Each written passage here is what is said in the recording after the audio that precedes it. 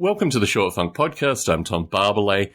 Today I want to talk a little bit associated with a phenomena that I've seen primarily with model rail radio. And it's a particularly curious association because it's usually associated with gentlemen that are in their maybe 60s, 70s, this kind of age range, typically in their 60s. And their association with political parties. Now, this might seem very curious, associated with a podcast where the topic is the hobby of model railroading. But within this whole spectrum of things, I've been able to offend occasionally listeners who subscribe to my personal Facebook feed. The first incident was associated with the Australian election, which is never a good time for me because I see a bunch of people that are normally very rational having to affiliate with either political party in Australia, which strikes me as not only completely artificial, but also completely forced by the political system that forces you to participate in the elections and ultimately vote for, like the US, there are two major parties and a bunch of minor parties. But really, there's this notion that if you don't vote for the major party that you agree with fundamentally, you're wasting your vote. Well, my perspective is there are no lesser of two evils here. You just have evil. And in this regard, historically, one of the participants, who'd been a pretty active participant in model rail radio, decided to take exception to my view that basically the best thing you could get, the best piece of paper you could get for Australia was not a ballot paper, but actually a ticket out of Australia.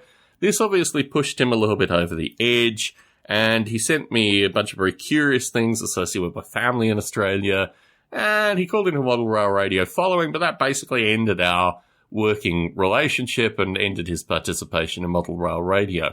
Recently, the Canadian Prime Minister talked about quantum computing, and I did literally one seminar associated with quantum computing. I think it might have actually been just a regular physics class that I did in university associated with quantum computing, and I already knew, it was 18 years ago, but I already had that stuff in my mind where when the Canadian Prime Minister talked about it, I realized that the guy just didn't have a clue what he was talking about. When people start talking about that whole wave particle thing, or, these kind of cliches, really they don't have a very heavy understanding of quantum mechanics, and in this case, quantum computing.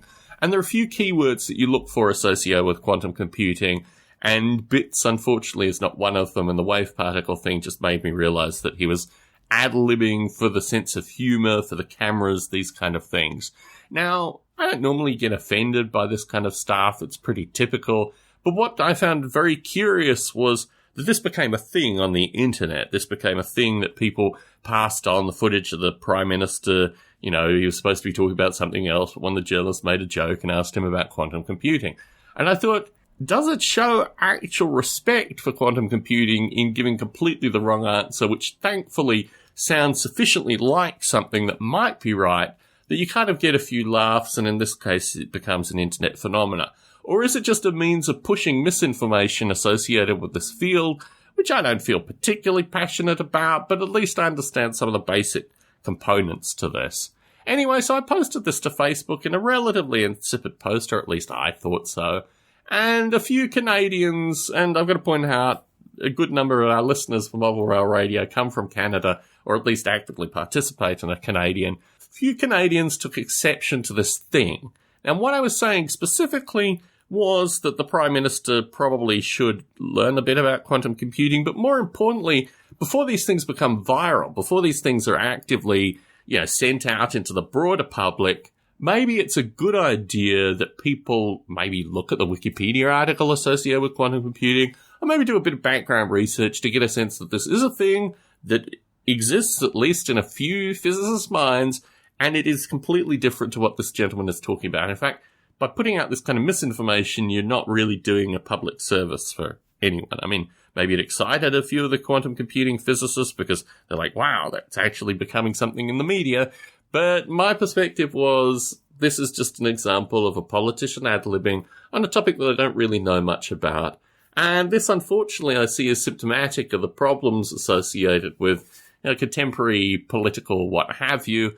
So, that was my perspective associated with this thing. Anyway, the Canadians' objections started with criticism of the current American presidential candidates. To talk to an Australian living in the US and blame them for the current American presidential candidates just seems to me like a complete non sequitur. All of them, without question, every single one of them, I would not vote for if I had the right to vote. But more importantly, I think the whole problem is symptomatic of this stuck in this, rigid political dogma associated with the fact that the way things are currently with the political system is the way things should be in the future.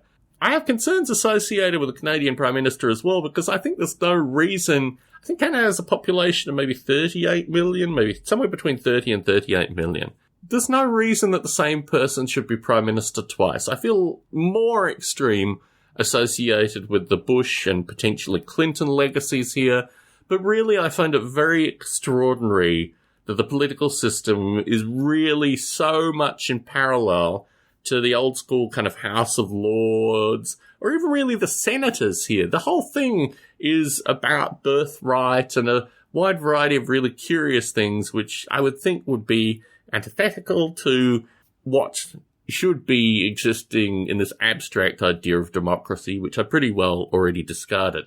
The one thing that I find curious about these political discussions is that people are so offensive, like really offensive, to individuals who do things for them. I mean, in the case of Model Rail Radio with the first gentleman, I did a lot of stuff for him. I organised a lot of stuff, free of charge. I never got anything associated with this. He also participated, which meant that I edited his audio. I actively, worked on making his audio better.